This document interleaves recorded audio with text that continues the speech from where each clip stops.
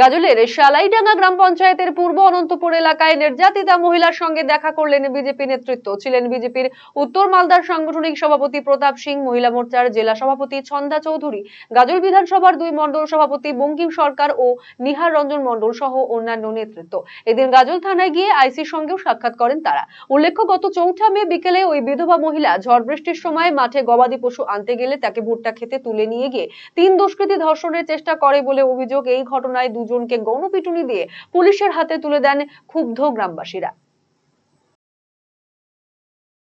তার সঙ্গে সামাজিক এবং মানবিক দৃষ্টিভঙ্গিতেও আমরা যেটা দেখার পরামর্শ দিয়েছি সেটা উনি দেখবেন, এটা আমাদের।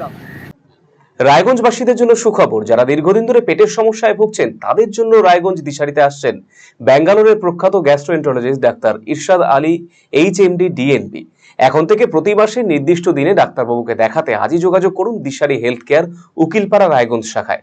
যোগাযোগ করুন 7477785509 এই নম্বরে এবং 7477785512 এই নম্বরে।